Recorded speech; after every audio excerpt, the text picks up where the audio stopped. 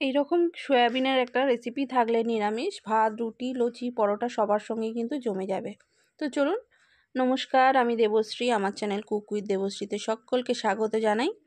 তো চলুন, আজ করব নিরামিষ সয়াবিন। সয়াবিনটা আমি নুন আর গরম জলে ভিজিয়ে রেখেছিলাম, জলটা চিপে নিয়েছি, আর আলুটা একটু সিদ্ধ করে নিয়েছি। এখানে কাঁচা লঙ্কা, টমেটো, জিরে, গোলমরিচ আর আদা আছে, যেটা পেস্ট করে নেব।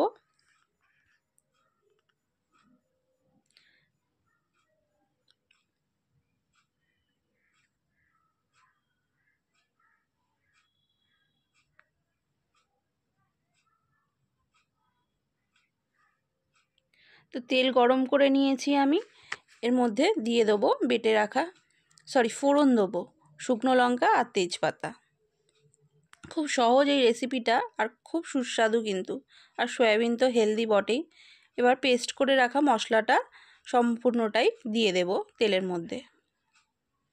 দিয়ে দিচ্ছি হলুদ গুঁড়ো, কাশ্মীরি লঙ্কা গুঁড়ো আর নুন দিয়ে ভালো করে কষিয়ে নেব।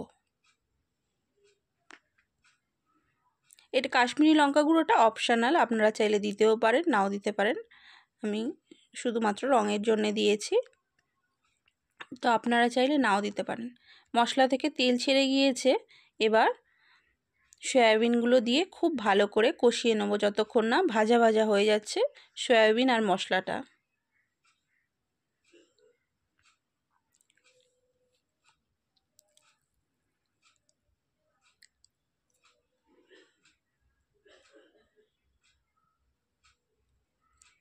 দেখুন, সম্পূর্ণ সয়াবিনটা মশলাটা টেনে নিয়েছে আর ভাজা ভাজাও হয়ে এসেছে। তো এবার দিয়ে দেবো আমি আলুটা। আলুটাও কিন্তু নুন দিয়েই সিদ্ধ করা। আলুটা দিয়েও একটু কষিয়ে নেব।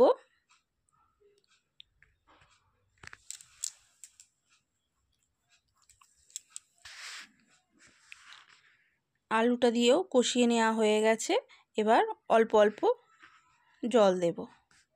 জলটা দিয়েও একটু নেড়ে চেড়ে নিয়ে, এটা যেহেতু মশলার বাটিটা ধুয়ে জলটা দিয়েছি, তো সেই জন্যে একটুখানি নেড়ে চেড়ে নিয়ে তারপরে জলটা দেব।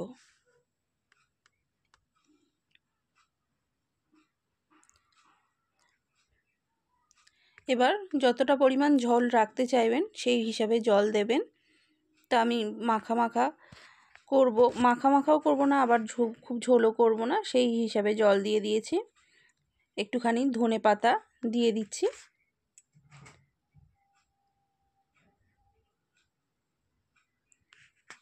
তো 5 মিনিট হয়ে গিয়েছে, তরকারিটাও কিন্তু তৈরি হয়ে গিয়েছে। দেখতেই পাচ্ছেন, ঝোল কিন্তু খুব বেশি নেই, আবার খুব কমও নেই। ঠান্ডা হয়ে গেলে তো আরোই কমে যাবে ঝোলটা। তো এবার দিয়ে দেবো 1 টেবিল চামচ ঘি। ঘি কিন্তু কোনো কার্পণ্য করি না আমি। তো 1 টেবিল চামচ ঘি দিয়ে দিয়েছি, দিয়ে এবার নামিয়ে নেব।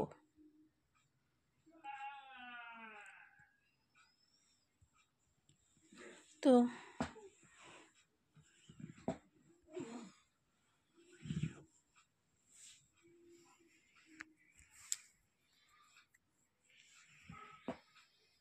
তৈরি হয়ে গিয়েছে আমার নিরামিষ সয়াবিনের রেসিপি।